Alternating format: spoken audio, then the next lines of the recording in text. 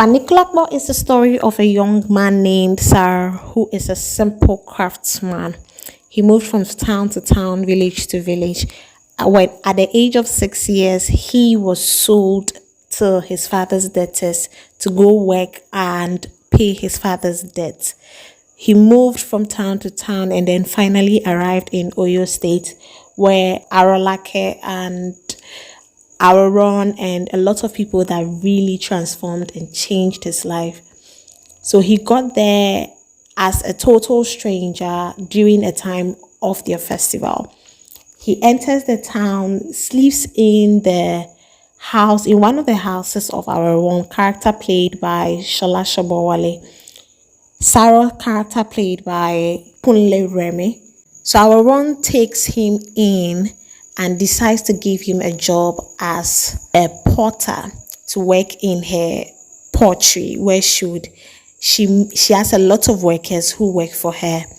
Now, apparently, our one is what Mr. Macaroni describes as a man-eater. She's very interested in young men and always preys on them, then turns them into her slave, or she just uses them and dumps them. So our one really did well with Sarah. She really treated him well, treated him better than every other person that worked for her. She gave him a house. She was able to set him up with his own business where he started his weaving. Not long after, Sarah discovered that Aaron was a man-eater and does not only sleep with him, but does it with other people. He decides that he was going to cut off ties with her. That was when Aaron tells him that she was able to get a contract in the royal house where Sarah is going to weave cloths for their royal wives and children. Very happy he was going to make a big break, Sarah decides to go to the royal house, and that is where he meets Arolake, character played by Bimbo Ademoye. Now, if you've watched to this point, kindly comment below, fear men, fear men. I'm believing that after watching this whole video, you'd understand why I say fear men. Sarah's life turns upside down after his meeting Arolake. Well, not so much in a bad way, because Arolake really made enough changes in his life. So one thing leads to another. This is where you begin to ask yourself, so if this is how the story began, then at what point did Sarah begin to resurrect the dead, as a lot of people say? Now, resurrecting the dead is not something Sarah was born with. It was something he got with the help of Arolake. Arolake is the wife, or the last wife, of the king of Oyo State. She falls in love with Sarah. Of course, she didn't love the king because she was given to him at the age of 15 without a choice. So she decides to elope with him. It was there that they were caught. How they were caught, you need to find out. Arolake escapes, but Sarah is caught and beaten to death. It is a custom in Oyo State that anybody that dies is not buried, but thrown into the evil forest. Now, there is a bird that resurrects the dead. This bird asks why you died, and if it's a good reason and it's an untimely death, you are made to live again. If it's a bad reason and you died, even though your death is untimely, but you died for something evil you did, then you remain dead. After the bird listened to Sarah's story, it decided that Sarah needs to die because he was a bad person by stealing the wife of the king. It was there Arolake sees the bird trying to put Sarah back to the dead, and then hits it with that stick, and then the bird flees, and then she takes the power that is able to resurrect the dead. And that is the beginning of the whole story. Now, this was a very beautiful story, very well put together. Every scene, even though may look irrelevant, is really a contribution to the development of the story. I believe every scene, from when Sarah encountered Aaron to every one of it makes you understand the whole essence of the story and appreciate it better.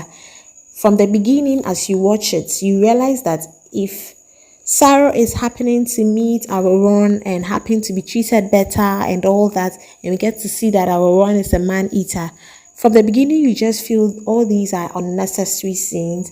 But as the story goes on, you then appreciate and realize that this is a very good film. But then the part where Arolake hits the Akala mystical bed that resurrects the dead with the stick is what I didn't understand. Now, this is a mystical bed believed to have powers, believed to have magical powers. I don't want to believe it only had powers to be able to resurrect the dead and that was it. I feel so long as it's a mystical bed and had magical powers, it could defend itself. So the bed comes to resurrect Saru, discovers that he doesn't deserve to die, to live, and that he needs to die. It tries to put him back. And then Arolake hits it with a stick and the bed flees. And I'm surprised and I'm like, was this really a mystical bed? Why is it that it couldn't defend itself? Why didn't it try to attack Arolake? At least then we know that this is a bed that had magical powers.